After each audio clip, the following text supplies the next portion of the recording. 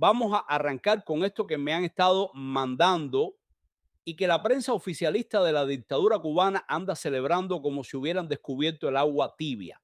Cuba Debate saca su titular rimbombante. Cuba y Rusia anuncian la creación de su primera empresa mixta en el sector biofarmacéutico.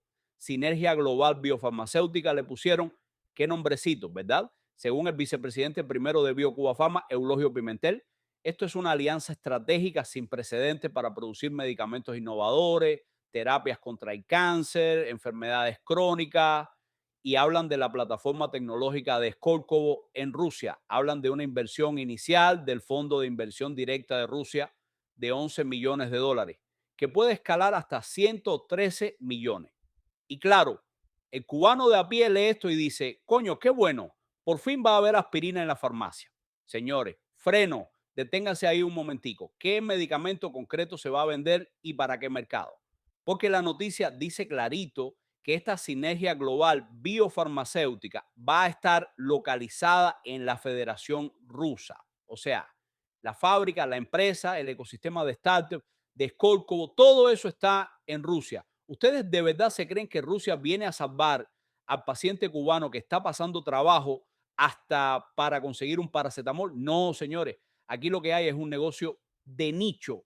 Cuba está poniendo sobre la mesa sus joyas de la corona, el Everpro P para el pie diabético, el Evermin para las quemaduras, la vacuna Simavax EGF para el cáncer de pulmón, el Husbinza para procesos inflamatorios y el Eversavax. La dictadura castrista, como está asfixiada, como tiene a BioCuba Pharma quebrada por falta de materias primas y pésima gestión, está agarrando el conocimiento, las patentes de décadas de los científicos cubanos y se las está entregando a un fondo de inversión ruso para que ellos pongan el capital y se queden con el mercado euroasiático. Rusia no necesita presentarse como salvadora, puede terminar comprando barato acceso a propiedad intelectual cubana y a un mercado que le conviene. ¿Quién se lleva las divisas? Esa es la pregunta que hay que hacerse. Esta empresa no está diseñada para llenar los estantes de los policlínicos en La Habana o en Santiago de Cuba. Mañana por la mañana. Esto es para monetizar en Rusia. Y de paso, la dictadura se saca una foto geopolítica de alianza salvadora, mientras tú cubano sigues sin medicina.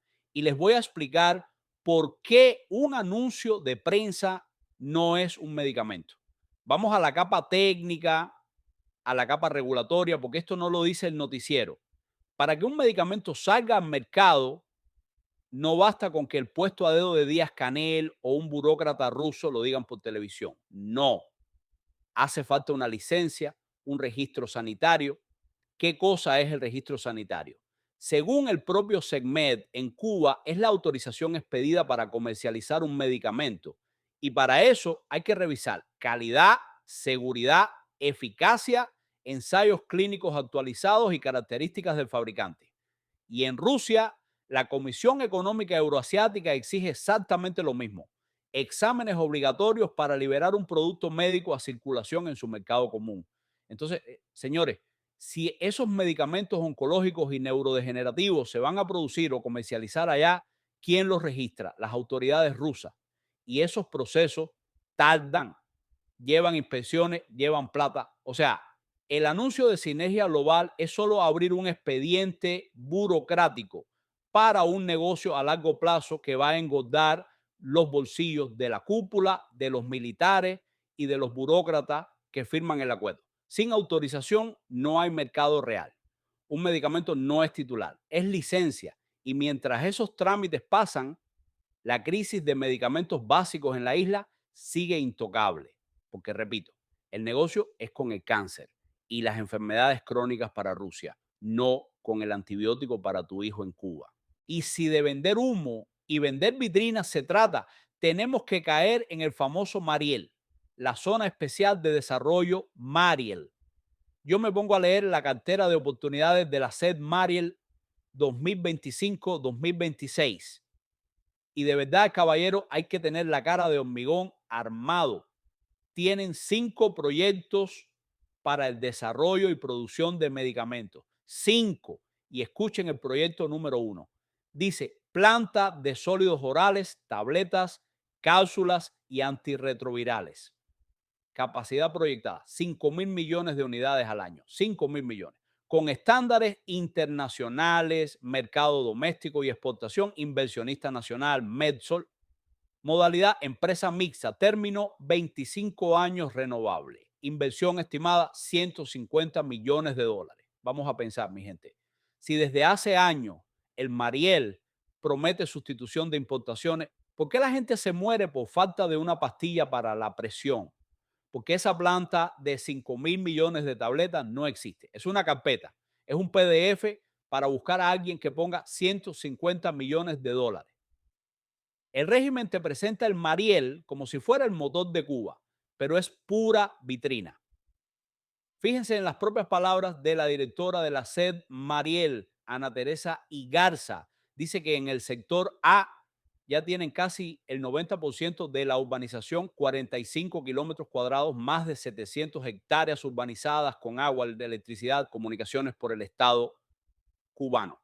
Pero confiesa que decidieron ralentizar el proceso de urbanización para no desarrollar infraestructura que no vayan a ser ocupadas de manera inmediata. O sea, traduciendo del lenguaje castrista al español, el Estado cubano gastó una millonada haciendo calles, poniendo agua y electricidad de primera línea en 700 hectáreas de Mariel para que los extranjeros vengan a hacer negocio. Pero como no viene nadie o vienen a cuentagotas, pararon la obra y la pregunta es inevitable. ¿Por qué el Estado pone infraestructura de lujo en el Mariel mientras el ciudadano no tiene medicamentos, no tiene agua y se le pudre la comida en el refrigerador por los apagones? El Mariel parece menos una puerta para que el cubano viva mejor y más una sala de exhibición donde el régimen pone terrenos, permisos, trabajadores esclavos que cobran en devaluados pesos cubanos y la necesidad nacional, para que otro ponga el capital y la élite se lleve el control del negocio, porque esa es la Cuba de abajo. La Cuba real no es la de Skórkovo ni la de los 150 millones en el Mariel. Mientras la dictadura le ofrece seguridad, ventanilla única, naves industriales y luz 24 horas al capital extranjero, ¿qué le da al pueblo y al sector privado cubano? Garrote. Abajo lo que hay son farmacias vacías, una crisis sistémica total y represión. En las protestas de junio reportadas por El Toque y Cubalec hubo al menos 38 detenidos. Y ojo con esto, caballeros, 6 menores de edad detenidos, menores metidos en el aparato represivo por protestas nacidas del cansancio, los apagones y la escasez. Y si eres un cuentapropista o tienes una MIPYME, te caen encima inspectores y policías presionando a los negocios privados por dinero en efectivo y amenazando con cierre. O sea, el capital externo tiene garantías de 25 años renovables y el pequeño empresario cubano puede terminar con un policía o un inspector exigiéndole la recaudación del día, bajo amenaza de quitarle la licencia. Ese es el modelo económico dual de la tiranía. Alfombra roja para el oligarca ruso o el inversionista foráneo y amenaza, apagón y castigo para el cubano. Ahora, señores, vamos a cruzar el mar Caribe. Vamos a Venezuela, porque la misma mafia opera con el mismo manual. Y lo que estamos viendo allá es exactamente la misma disputa por quién controla la puerta y el valor, pero en otro escenario, un escenario de tragedia.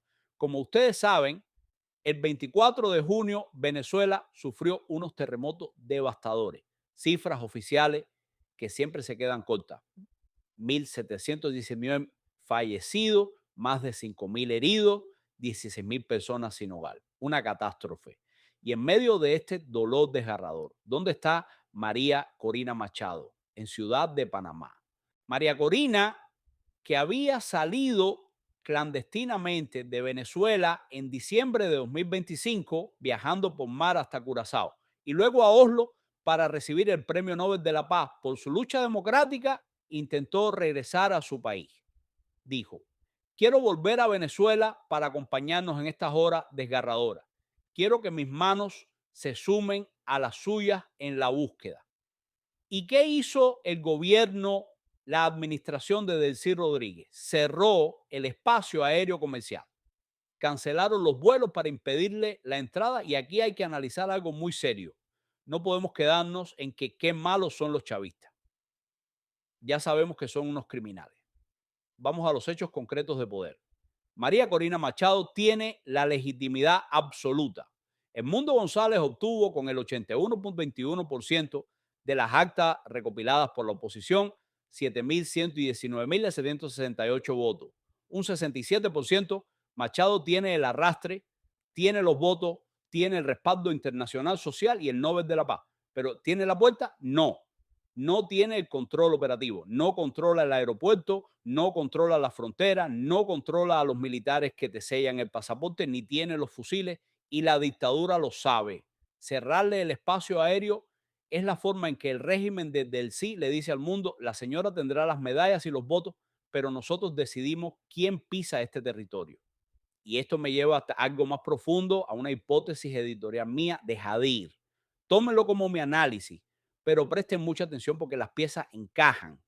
Si María Corina tiene legitimidad electoral directa e indirecta a través del mundo, ¿por qué no está dentro del diseño institucional de esta transición rara que estamos viendo en Venezuela? Recuerden que a Maduro lo capturaron en enero.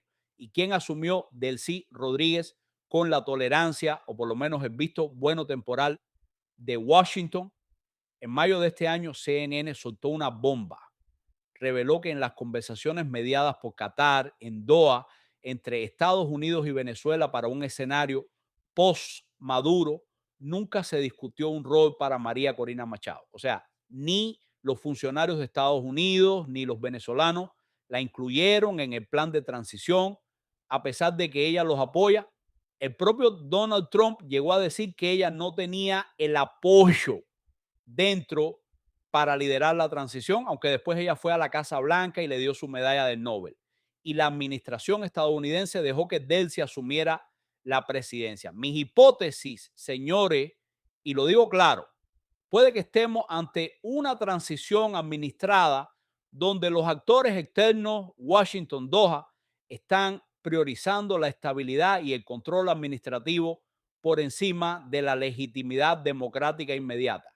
Ellos no quieren un colapso total, no quieren un vacío de poder que genere un éxodo de 5 millones más de venezolanos de un día para otro. Entonces, a Delcy Rodríguez la están utilizando o la están tolerando como un puente temporal.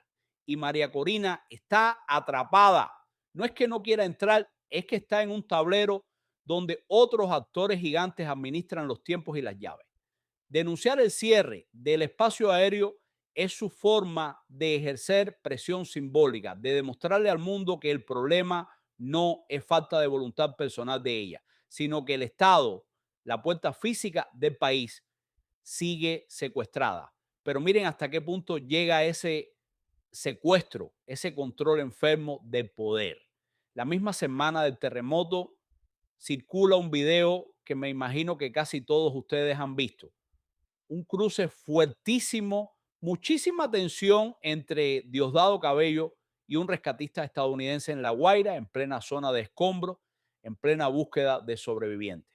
Rick Scott, el senador de la Florida, tuvo que salir a advertir que los rescatistas internacionales y militares debían trabajar sin interferencia y que el que se interpusiera, incluido Diosdado Cabello, iba a enfrentar consecuencias graves. Yo no voy a decir aquí que ese video de 2 minutos prueba una conspiración nacional absoluta de sabotaje total. Hay que ser riguroso con la información. Pero ese video sí lo voy a usar y ustedes deben usarlo como un símbolo perfecto, verificable y asqueroso de la lógica autoritaria en medio de una emergencia donde hay 1.700 muertos y gente aplastada bajo las piedras. El régimen no pregunta primero quién salva vidas o cuántos perros de rescate trajiste. No, el régimen pregunta quién manda aquí. Diosdado se aparece ahí como figura de mando para dejar claro que hasta la ayuda humanitaria, hasta el derecho a sacar un cuerpo de los escombros, tiene que pasar por el permiso del poder político. Es la ayuda subordinada a la lealtad. Es exactamente la lógica que hemos visto en Cuba con las donaciones y los medicamentos. Primero, el control político, después la necesidad humana. Si eres afín, te abren la puerta. Si cuestionas, te dejan fuera. Señores, vamos resumiendo porque el panorama está clarito y no quiero que nadie se deje engañar por titulares de prensa ni voceros despistados. No estamos hablando de si Rusia invierte de buena fe, ni si Delcy no pudo coordinar los vuelos por el terremoto. Estamos hablando de mafias totalitarias que entienden una sola cosa: monopolio. Monopolio del valor y monopolio de la entrada. Rusia se queda con el valor de las patentes y el mercado. El régimen cubano presenta el Mariel como un catálogo de 150 millones de dólares para empresas mixtas de medicamentos que jamás llegan al policlínico, mientras detienen menores en protesta y ahogan a la MIPYME para arrancarle el efectivo. En Venezuela roban el valor de los más de 7 millones de votos del mundo, le cierran el espacio aéreo a la mujer que representa a la nación, pactan estabilidades en Qatar y usan a personajes nefastos como Diosdado para pararse en los escombros a decidir quién tiene derecho a dar una botella de agua y quién no. La información es poder, caballero. Cuando lean una noticia, no se queden con la primera línea. Miren los nombres, busquen quién firma las licencias, dónde se va a registrar el medicamento, de quién es el capital, quién controla las rutas y quiénes son los verdaderos beneficiados. El pueblo, nosotros, siempre nos ponen abajo en el relato oficial como los supuestos beneficiarios de sus grandezas, pero somos los rehenes de su negocio. Y para cerrar, porque me gusta siempre dejarlos a ustedes pensando y debatiendo en los comentarios, y quiero leerlos a todos. Si de verdad en Venezuela se está pactando una transición por arriba, dejando por fuera a la verdadera líder elegida por la gente, ¿cuánto tiempo creen que esa olla de presión va a aguantar sin reventar? Déjenme saber en los comentarios. Bendiciones. Compartan este análisis, no se rindan nunca y recuerden que la libertad no se mendiga ni se espera de un burócrata ruso ni de una mesa en Qatar. Se conquista. Nos vemos en la próxima.